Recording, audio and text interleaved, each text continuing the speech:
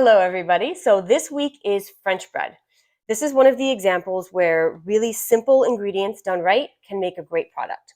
So this is just 4 ingredients. It's salt, yeast, flour, and water, and that's it. So you start with some of the flour already in your bowl and some of it set aside. So we're going to be adding this in later to the amount that we need. So in here, I'm doing this a little bit differently than it says in the recipe, just because I wanted to be over here with you for part of it.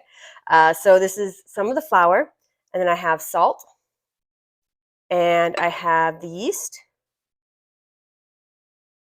Okay, and then I'm just going to whisk it together in here. And then I'm going to go over and start with the dough hook on the machine and add the water in as it's going. So it's going to take a few minutes to do that. And then I'll start adding in the flour as needed. So I don't know if you'll be able to hear me over the mixer or not, but I'm going to leave it running. And by the way, that's warm water, so it'll help activate that yeast. Dough hook.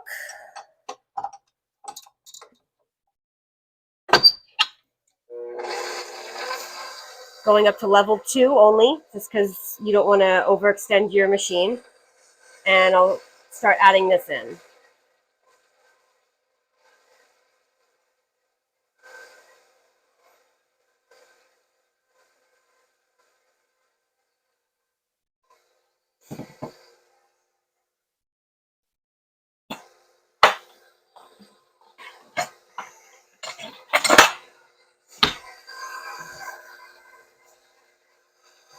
You want to be really careful about sticking anything in the mixer when it's actually going, but I'm just kind of jabbing the sides of the flour down. Really not recommended, and I should not be doing it. Get all of that flour from the bottom.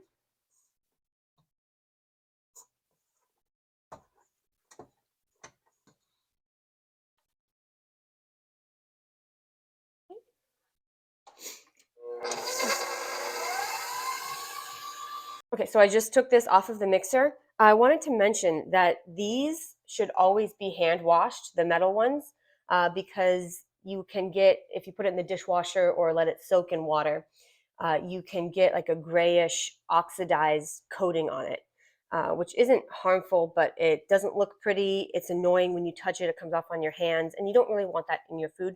So if you just hand wash it right away before everything dries on it, then you'll have a much easier time maintaining it. Okay, so this is where we stand with the dough. It's still sticky, but it's not like gross sticky. And I know the recipe says to just wash this bowl and then coat it and prove it in here, or let it rise in here. But this is metal. I only have the metal bowls for the mixer. So I have my glass bowl right here. I'm just going to take a little bit of oil, do a little swish around, and then put it in. And then I'll put one of those shower caps that I use on it, and it needs to about triple in size, but 3.5 times or so. So I'm going to, it says it'll take about 3 hours, which it can, depending on where you are and how warm it is and everything, of course. So we'll see what this one takes, but I'm just going to take this and put a little bit of the oil, kind of move it from the sides up and around so it's coated. And then I'll flip it over to make sure it's not sticking to the bottom. And then it'll do its rise. All right, I'll see you after that, and we'll move on to the next step. So it was proving for about 3 hours, and you can see it did at least 3 times the volume here. Still a little sticky, which is nice, but it'll shape well. All we're going to do right now is just punch down the dough to get the air out of it. You can see it's actually deflating right now, even though I'm not touching it anymore. All of that air is just coming out of the dough.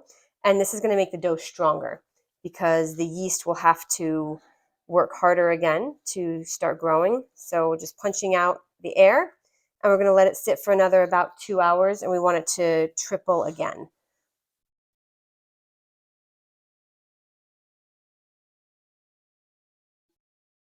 That's it. Okay, so now I have the dough that has risen again, and I'm going to take it out and split it into 3 pieces. So just put down a little bit of flour and go. I'm just going to use my, there we go, bench scraper, 3 pieces, as even as I can. I don't have to be exact or anything. If you want to, you can always weigh it.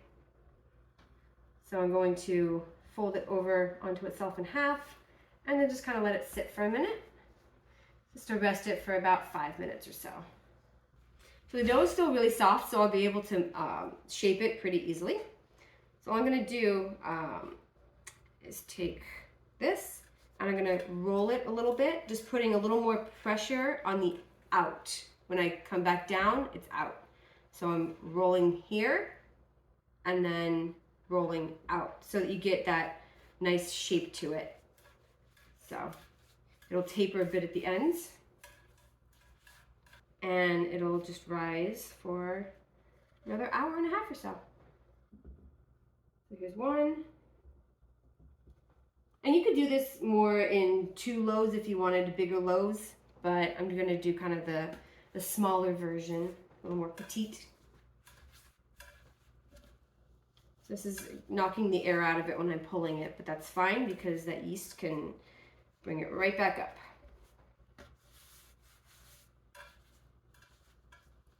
So I'm gonna do this and then I'll cover it with a towel and it'll rise, and then I'll come back for all the info and prep for baking.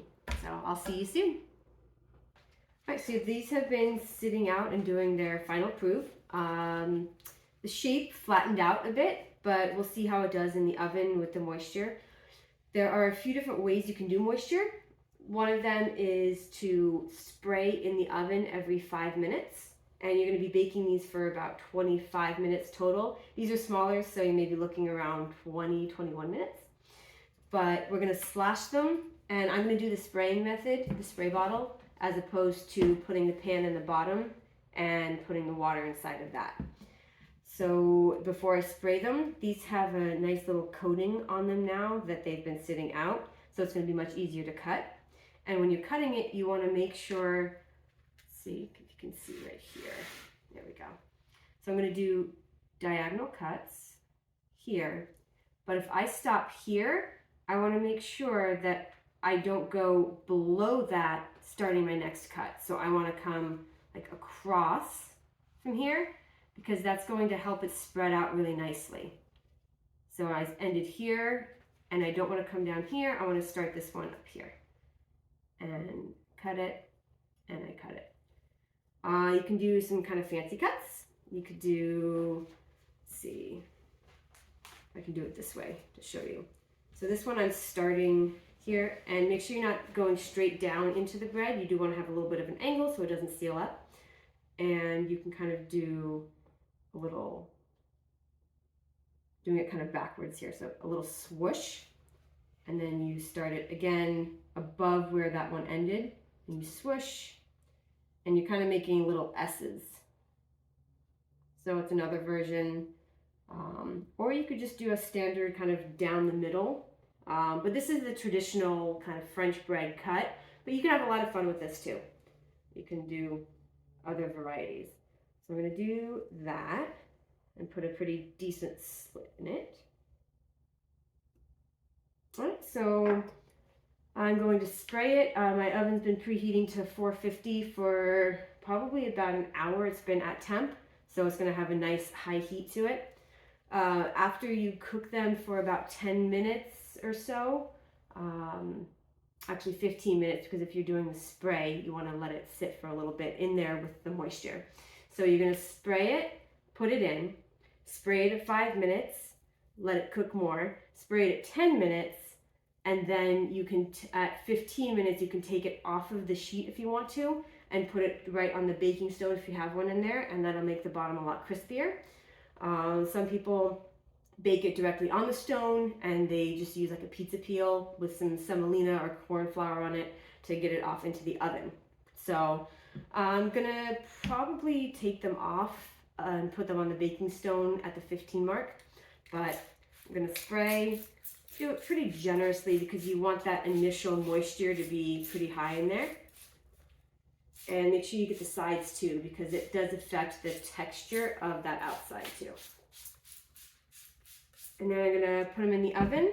And again, make sure you don't do the spraying and then cutting, because now it's really soft and you're just gonna kind of pull and tear the exterior of the bread.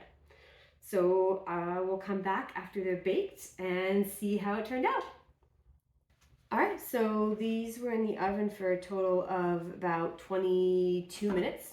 And I wanted to show you the different types of cuts. So this was the straight across cut along the top. And then we had the kind of squiggle S cut.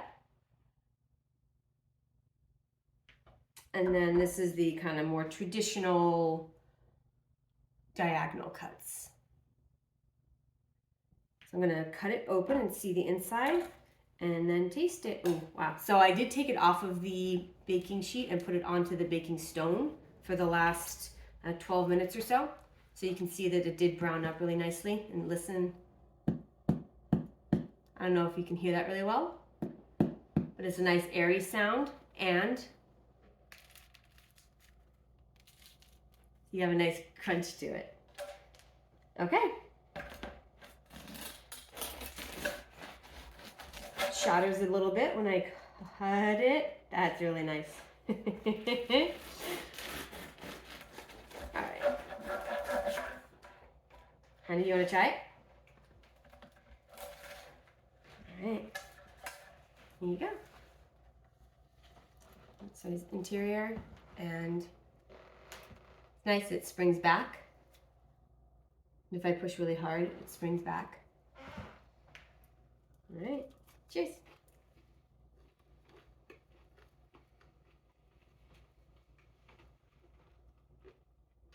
I'll probably add more salt next time. Flavor's a little bit bland. The texture is really nice. It's still a little worn, so I shouldn't have technically cut it quite yet. But this will be really good with some butter and maybe a little bit of salt sprinkled on it. And yeah, it's really good. It just needs a little bit more bang for me, a little more zing with the salt. But thanks for joining me for French bread, and I'll see you next week.